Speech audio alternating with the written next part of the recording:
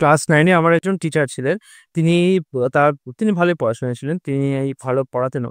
তো তাকে একবার একজন তিনি বলছিলেন যে ছোটবেলায় তিনি নাকি একবার প্রাইজ পেয়েছিলেন স্বামী বিবেকানন্দের রচনাবলী। এবার তিনি আমাকে 2nd খণ্ডটা পড়তে দিয়েছিলেন। কোথায় গেল? হ্যাঁ, এই যে 2nd খণ্ড পড়তে এটা উনার না, এটা আমার। তো উনার 2nd খণ্ডটা পড়তে দিয়েছিলেন। তো আমার পড়ে ভালো লেগেছিল। তারপরে উনি কদিন পরে আমাকে মানে পড়ানো ছেড়ে দিয়েছেন, বাচ্চা হবে বলে পড়ানো ছাড়িয়ে দিয়েছিলেন। তো তার 2nd খণ্ডটা ফেরত দিতে হয়েছিল। তো আমার তবে থেকে ইচ্ছা ছিল যে স্বামী বিবেকানন্দের রচনাবলী পড়ব। তো সেই ইচ্ছাটা আমি 2017 কি 18 এরকম সালে পূরণ করেছিলাম বইমেলায় গিয়ে। তো না, তার আগে একটা ঘটনা বলি। তার আগে আমার একটা স্যার ছিল। তাকেও এরকম প্রাইজে স্বামী বিবেকানন্দের রচনাবলী দিয়েছিল। আমি বললাম রিয়ালি মানে যে কেউ কোনো কিছু করলে স্বামী বিবেকানন্দের রচনাবলী দেওয়া হয়? মানে এটা অদ্ভুত না? যে ২ জন টিচারই স্বামী বিবেকানন্দের রচনাবলী পুরস্কার হিসেবে পেয়েছে। তো যাই হোক তার মা আমি তার যে বইগুলো মানে আমার অঙ্কের টিচার ছিলেন, তার বইগুলো আমি নিয়ে এসেছিলাম। এবার তার মা একদিন বাড়িতে এসে বইগুলো সব নিয়ে চলে গেল। আমার তখন ২ টো খণ্ড মতো পড়া হয়েছিল। ঠিক আছে?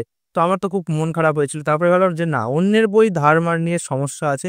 আমি জীবনে কোনোদিন কাউকে বই ধার দিইনি। আর বই কারো থেকে ধারও নিইনি। এর একটা কারণ আছে। অনেকে এটা ভাবতে পারে আমি খুব রূঢ়। কিন্তু সত্যি কথা বলতে কি, আমি ১ম যাকেই বই ধার দিতাম, সে দেখলাম বইটাকে দিতাম ভালোভাবে, যেত খারাপভাবে। তো আমার ১ম যে বইটা ধার দিয়ে শিক্ষা হয়ে গেছিল যে, "না বাবা দরকার নেই, রক্ষা করো।" আমার মানে মনটা কেঁদে যেত যে আমি একটা বই এত সুন্দরভাবে পাঠিয়েছি, আর সে আমাকে বইটা কিভাবে পৃষ্ঠা ইয়ে করে মানে কি মানে আমি যখনই আমি ২ জন আমার বন্ধুর থেকে ধার নিয়েছিলাম বইটা, ঠিক আছে?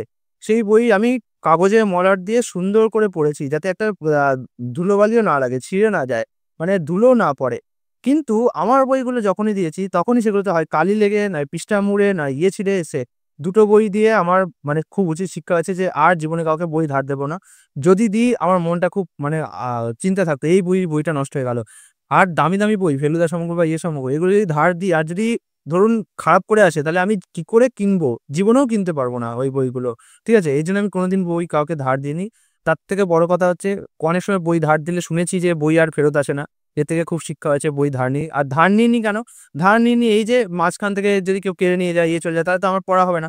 তার থেকে আমি শিক্ষা পেয়েছি যে নিজের বই নিজে কিনবো। এমনকি আমি লাইব্রেরি কার্ডও করিনি। কাকা বলত যে, "লাইব্রেরি কার্ড কর। এত বই কিনে কি হবে? বই তো পড়ে থাকবে।"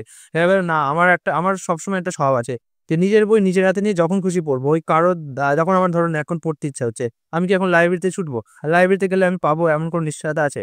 তো সে হতে পারে সে বইটা পেলাম না বা পেলেও সে বইটা ফেরত দেওয়ার একটা তাড়া থাকবে। তো আমার একটা কি বলবো? অন্যের বই হলে না একটা বাঁধা ধরা এসে যায়। অন্যের বাড়িতে ভাড়া থাকার মতো। অন্যের বই অন্যের বাড়িতে ভাড়া থাকার মতো। আমার একদমই পছন্দ হয় না। আমার নিজের বই নিজের হাতে থাকবে। যখন খুশি পড়বো, যা খুশি করবো, ছিঁড়বো, দিয়ে করবো, আমার বই। তো এক্ষেত্রে আমার একটা শান্তি থাকে। তো যাই হোক এই কথাটা মনে হলো তাই জন্য বললাম। তো স্বামী বিবেকানন্দের রচনাবলী এই যে এটা বইমেলা থেকে যখন কিনছিলাম, তখন আমি যখন দেখেছিলাম এই বইটা ২০১৮ সালে তখন ৳৮০ ৳৮০ বলুন কোনো বই পাওয়া যায়? কোনো বই ৳৮০ য় পাওয়া যায়? তো তখনকার দিনে দেখেছিলাম এই বইটা বেশ সস্তায় আছে। কারণ এর প্রিন্ট গুলো বেশ পুরনো ছিল। এটা ২০১৯ ১৩০০ ১৪০০ জানি না কবে। তো যাই হোক পুরনো ছিল।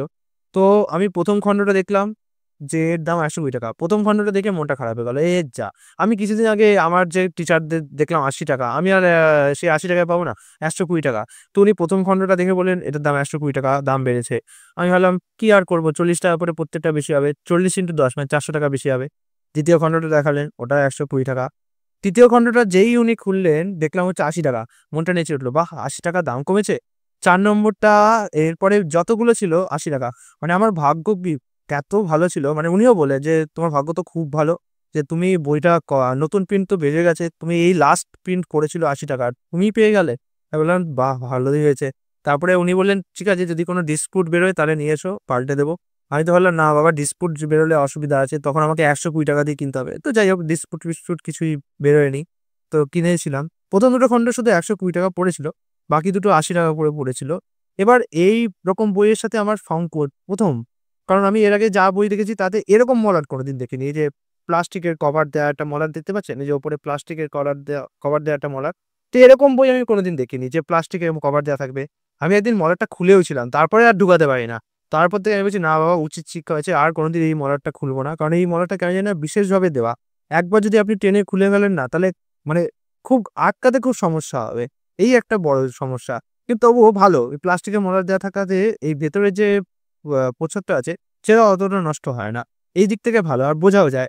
তো এখান থেকেও হয়তো আমার প্লাস্টিকের মলাটের ধারণা আসতে পারে। যে প্লাস্টিকে মলার দিলে তো বইটা ভালোই থাকে।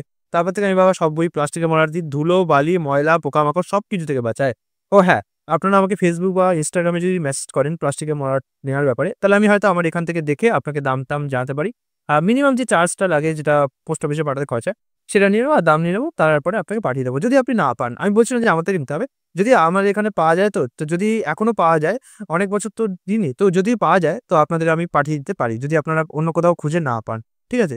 তো এই ছিল একটা সংক্ষিপ্ত ভিডিও। এটার একটা ইন্টারেক্ট করে বানালাম।